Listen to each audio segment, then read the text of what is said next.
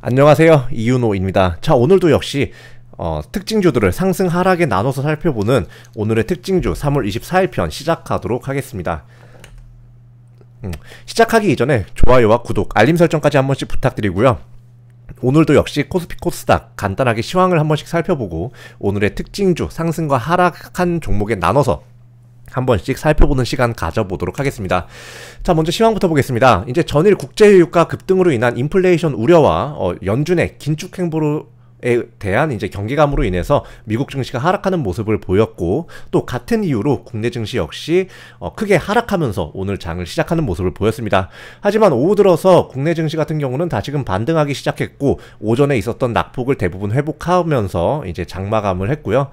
연준의 긴축 정책 관련 발언이랑 이제 인플레이션에 대한 이제 국제유가가 또 급등을 했죠. 그걸로 인한 인플레이션에 대한 이제 긴장감이 증시 하락에 영향을 준 모습인데, 이때 또 다시 개인의 매수세가 크게 받쳐주면서 큰 하락 마감까지는 이어지지 않은 것으로 좀 보입니다. 매매 동향을 보면 제가 지금 이게 수정이 좀 안 돼가지고 좀 오타가 좀 있습니다. 코스피 같은 경우는 개인은 6,829억 매수, 그리고 코스닥에서 1,429억을 매수하는 포지션 취했고요. 여기 마이너스는 오타입니다. 자, 그리고 외국인과 기관은 전부 매도 포지션에 있었습니다. 외국인은 코스피에서 4,765억을 매도, 코스닥에서 800억을 매도하는 모습을 보였고요. 기관 같은 경우 코스피에서 2,224억을 매도, 그리고 코스닥에서 306억을 매도하는 포지션을 취했습니다. 자, 3월 24일 상한가 간 종목 한번 보도록 하죠. 현대사료, CCS, 프레스티지 바이오, 그리고 이제 오리콤, 한성기업, 동원수산, 다이나믹 디자인 등의 이제 종목들이 있겠고요. 세 종목만 한번 살펴보자면, 반기문 전 CCS 같은 경우는 이제 반기문 전 유엔 총장이 국무총리 후보로 거론됨에 따라서 관련주로 상승 나온 것으로 추정이 됩니다. 자, CCS 같은 경우는 이제 반기문 전 사무총장의 고향이 음성인정과 해당 종목이 이제 충북지역 관련주로서 이제 반기문 관련주로 엮이는 모습 보였고요.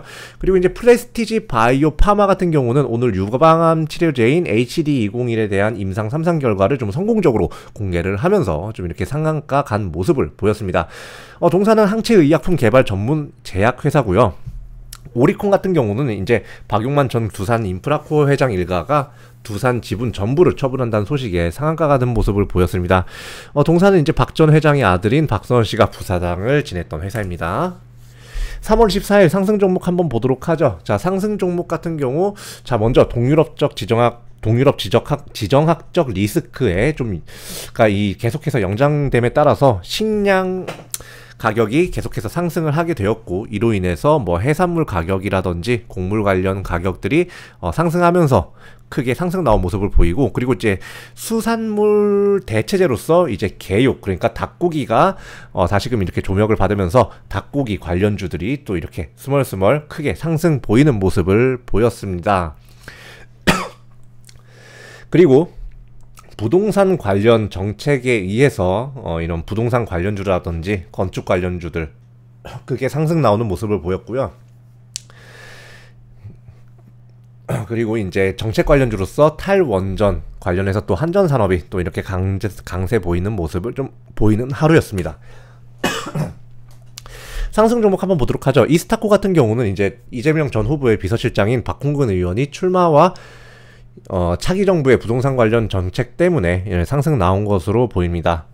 동사 같은 경우는 이제 건축이라든지 토목 관련 이제 업체로 이제 보시면 되고, 사주시푸드 같은 경우는 역시 동유럽 지정학적 리스크가 계속해서 지속됨에 따라서 국제 식량 가격이 급등하면서 주가 상승 나온 것으로 이제 보이고요. 특히나 이 러시아에게서 우리가 이제 수산물에 대한 이런 수입 의존도가 높다 보니까 더욱더 이런 수산물 관련 섹터가 부각을 받은 걸로 좀 보입니다. 사조시푸드 같은 경우는 이제 수산물 가공업을 주 사업으로 영위를 하고 있어요. 사조 사조 참치 이런 것들 많이 들어보셨을 거예요. 자, MI텍 같은 경우는 인허가 및 현지 파트너사와 MOU 체결 확대를 통해서 역대급 실적 상승세를 이어나갈 것으로 기대됨에 따라 상승 나온 것으로 추정이 되고요. MI텍 같은 경우는 비혈관용 스탠드와 비뇨기과 세석기를 제조 판매하는 이제 의학기기 관련 사업을, 의료기기 관련 사업을 좀 영위를 하고 있는 회사입니다. 자, 3월 24일 하한가 없기 때문에 하한가 종목 분석도 없습니다. 자, 그러면 3월 24일 하락 종목 한번 보도록 하죠. 크게 두 가지가 좀 돋보였는데요. 첫 번째는 3월 끝나기 전까지 감사보고서 시즌에 영향이 계속해서 되고 있어요. 공시나 실적 관련해서 하락 나온 종목들 좀 많이 보입니다. 뭐 에디슨 EV라든지 하이트론 등의 종목들이 있겠고요. 그리고 안철수 위원장 관련주들이 좀 이렇게 크게 하락 나오는 모습을 보였습니다. 어제까지는 굉장히 강세가 보였는데 뭐 써니전자 그리고 가장 대표적으로 가장 큰 상승세를 보였던 안랩이 큰 하락세를 보이면서 장 마감한 모습을 보였습니다. 하락 종목 세 가지만 한번 보도록 하죠. 하이트론 같은 경우 이제 재작년까지 3년 동안 영업 손실이 계속됐어요.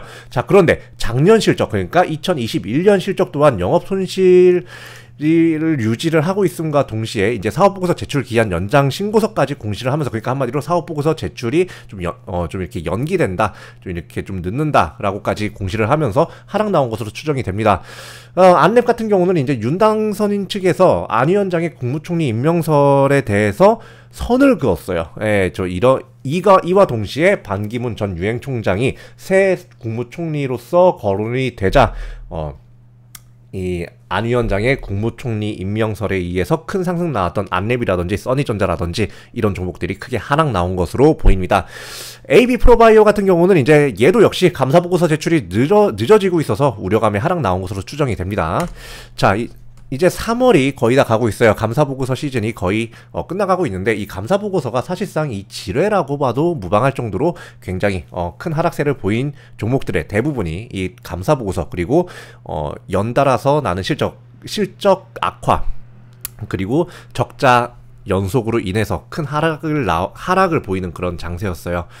그렇기 때문에 이 3월에 이 감사보고서 공시는 꼭 확인을 하고 가셔야 되는 부분이고요. 특히나 장기 투자를 생각하신다면 특히나 지속해서 확인을 할 필요가 있겠고, 그리고 이제 상승 나오는 종목 같은 경우는 지금 좀 똑같은 테마에서 계속 둥글게를 반복하는, 계속 이 섹터 순환을 반복하는 그런 모습을 보이고 있습니다. 자, 그렇기 때문에 크게 상승 나왔다고 해서 급하게 매수하셔서 물리는 일 없도록 하시고요. 저희와 함께 같이 수익 계속 내시면서 잘 따라오시면서 섹터 순환이 어떻게 이루어지는지 잘 보시면 좋겠습니다. 자, 그럼 오늘 영상 여기까지고요. 영상 도움 되셨다면 구독과 좋아요, 알림 설정까지 한 번씩 부탁드리면서 오늘 영상 여기까지 하도록 하겠습니다. 감사합니다.